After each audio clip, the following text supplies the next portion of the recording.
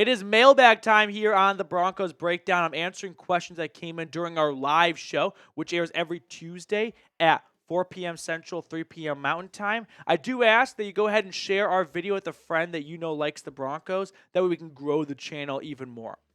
First question coming in from Pretty Nuts.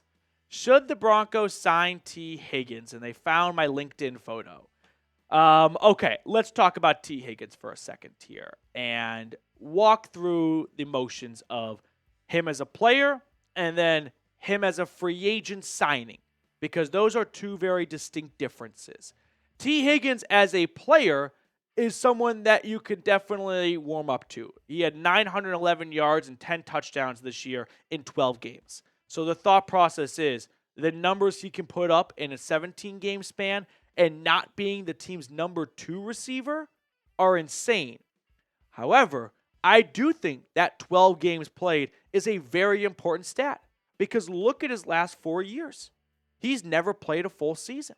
Close in 2022, we can almost round up for him there, but the last 2 seasons, he has missed a total of 10 games. So if you are giving out a big contract to someone, they better be available. And also, speaking of a big contract, the wide receiver draft class this year is not very good. So that means wide receiver free agents' values are just going to skyrocket. Just like how last year a bunch of running backs got paid, I don't think it's because GMs all of a sudden woke up and took pity on the running back market. No, it's because the running back market in the draft class was bad. So if you wanted a good running back, you had to get it in free agency. And that's why they made so much money, or partially. So I think Tee Higgins is going to make a boatload of cash this year, because any team that wants a good receiver, they're not going to find one in the draft immediately. And I don't really want the Broncos to be, unpopular opinion, the team that arguably overpays for Tee Higgins, partially because the draft class is so weak at receiver, for a guy that's missed 10 games over the past 2 seasons. That might age horribly if Tee Higgins plays every single game for the next 5 seasons. But I'm going to look at the sample size of his first 5 seasons. And I see someone who's dealt with a lot of injuries. It may not be worth what's going to be a huge price tag because of his skill and the draft class at the position this year. So let me ask you guys right now. Do you want to sign Tee Higgins? Yes or no? This is the pinned comment on today's episode, so scroll on down and let me know whether or not you want to see Denver Inc. Higgins. Next question coming in from the B. Who do you want the Broncos to draft? With some level of realism for who could be available at pick 20, here are my top 3 guys. Ashton Jeanty, Tyler Warren, Walter Nolan, Ole Miss defensive tackle, Derek Harmon, defensive tackle out of Oregon. In order, those are my top 4 guys right there. It's January. That list is probably going to change a little bit during the combine and all those, the pro day and all those things that happen. But right now, those are my top guys for the Broncos. I just feel like Jeanty is going to be a stud at the next level. And this is a don't overthink it example.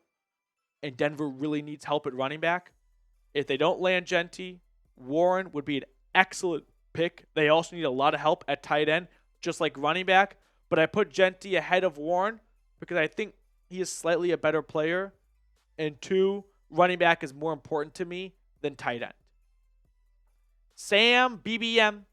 Hi, Matthew. Really like your knowledge of the Broncos and the NFL. Appreciate it, Sam. I'm really looking forward to an offseason with lots of cap space and draft picks. Go Broncos. Sam, thank you. As for the second half of your message, I too am excited for what could be a very exciting free agency period for Denver. Also getting back into round 1, round 2, and round 3 of the draft. Your traditional early draft picks for the first time in ages, right? They went from no first, no seconds to getting some seconds back for Von Miller, but of course the Rams had to win the Super Bowl that year, so the very end of round 2 and round 3, and then getting back into round 1 for Bo Nix, but no round 1 because of the Sean Payton trade. As for the cap space, you've got the richest owners in the NFL, so I can't quite say with a strong, back that this is going to be true. I'm not convinced they're going to be big spenders in free agency this year. Usually free agency big spending sprees happen in cycles. They spent a lot 2 years ago in the 2023 offseason. Didn't spend a lot in 2024. I think they'll kind of pick back up again in 2025. Maybe spend a lot in 2026 and then back down in 2027. So I don't expect any blockbuster signings, to be honest with you, for a guy like Chris Godwin or Tee Higgins. Reyes Gaming. Do you think the AFC West will be very competitive this year? By this year, 2025. Yeah, I mean, 3 teams made the playoffs out of it. Chiefs, Chargers, Broncos. And then there's the Raiders, who suck, and they will suck again next year. The NFL, though, is the league of parity. And it's the league of injuries can vastly impact a team's season. So if you remove injuries and everyone just stays healthy, I have no reason to believe those 3 teams all won't make the playoffs again next year. So, yeah, I would say the AFC West is going to be very competitive. And it's probably the reason, or partially, why Ben Johnson did not go to the Raiders. He didn't want to deal with Patrick Mahomes, Jim Harbaugh, Andy Reid, Sean Payton, Herbert, and Nix 6 times a year. I mean, that's a third of your schedule. No. He's like, I'm not playing that game. Lamar, would you be okay trading a first next year to get Ashton? It's a good question. My answer is no. The question you got to ask yourself is Ashton Jeanty going to be better than Tyler Warren, and let's just say next year it's the 20th overall pick again, just to kind of keep it simple? Probably not. So I would not trade a first next year. No. Chris G. Juwan Johnson in free agency as tight end, and Broncos trade up for Ashton Jeanty. No chance Peyton wants to wait for a rookie tight end to develop. Bo is on his rookie contract. It's a really good point that Chris makes. Tight ends traditionally take a little bit longer to develop. We can see receivers just get to the NFL and just pick up where they left off, right? It's run, catch, run. Tight ends, all of a sudden, you are tossed into some new roles. Maybe at college, they didn't ask you to block at all. And then you get to the NFL, and it's like, hey, first day of training camp, do you mind blocking Nick Bonito, the guy that 13.5 sacks last year? What? I never did that once in college. So tight ends take a little bit longer to develop. And I would not be opposed to this plan right here by Chris. Sean Payton said they don't want a bell cow back. Last year, he was the king of smoke and mirrors. Maybe that's what he's doing again, or maybe he's being honest. We will find out one way or another in April. Before we move on to the rest of the questions on today's show, quick shout out to our friends over at Game Time. Game Time has an awesome feature called Game Time Picks that makes getting tickets to see your favorite teams play live even easier. Game Time Picks filters out the fluff to show you only incredible deals on great seats, so you don't have to waste time searching through thousands of tickets. One thing I really like about Game Time is they offer the Game Time guarantee. If you find tickets in the same section and row for less, Game Time will credit you 110% of the difference. So take the guesswork out of buying tickets with Game Time. Download the Game Time app today and use code CHATSPORTS for $20 off your first purchase. Terms apply, but once more, download the Game Time app and redeem code CHAT Sports for $20 off. All that information is in the comments and description of today's video. Download Game Time today. Last minute tickets, lowest price, guaranteed. Aiden, what do you think our record would have been this year if we never got rid of Russell Wilson? It's a good question. Last year they were 8-9. Well, yeah, last year, 2024 with Russ. This year, 10-7. I'm going to guess 9-8. I don't know if I can point to a game that Russ would have lost that Bo Nix would have won.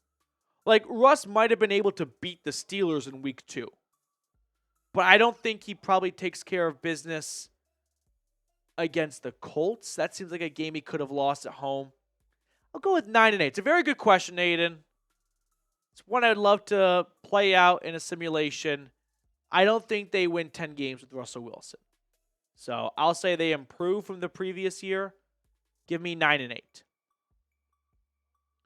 First down, prods. Zach has starter experience, so do we keep him? So the Broncos have 2 free agent quarterbacks, Jarrett Stidham and Zach Wilson. I do not expect both quarterbacks to come back. If I were them, it'd be a little bit of a game show of, do you want to come back if the other guy's coming back? Because now one of you is signing up to be the third-string quarterback. And if it's Zach Wilson as a third stringer in back-to-back seasons, he's probably out of the league that third season after that. So my suspicion is Zach Wilson will come back. I think the Broncos really like the improvement they made with him from his time in the Jets. And I think Wilson probably wants to be a backup for one more year, learn a little bit more, and then try the Sam Darnold path of, hey, is some team out there willing to give me another chance again? I'm still very young, just like Darnold was. Whereas Stidham, I think Stidham probably wants to go somewhere where he can be in a spot to be a little bit more competitive for the starting gig, whereas there is just no chance that's happening behind Bo Nix. Me, myself, and I. Someone made their name my name. I think the Broncos should get Bennett for quarterback. No. First off, wait, Stetson Bennett? I don't know what Bennett you're talking about here. No. Stop it, AFX. We freestyle forever. Mason Graham or Kenneth Grant, Michigan men. Mason Graham, I think, is going to be a top 10 draft pick. I don't think he'll fall all the way to 20, so it would require a trade up for him. That would be a great selection, though.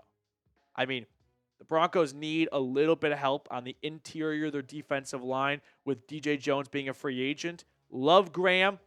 Grant is probably my third favorite defensive tackle behind Nolan and Harmon. If those two guys were, it's unlikely that all my dream picks are all taken before 20.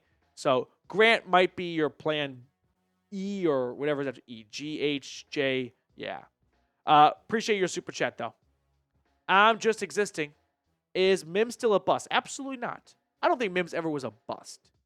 He was the last pick, or one of the last picks in round number 2. He had a all-pro rookie season as a special teamer. Pro Bowl rookie season as a special teamer. Sure, maybe took a little bit longer than desired for, but the way he ended 2024, no. Absolutely not. Michael with a $10 super chat.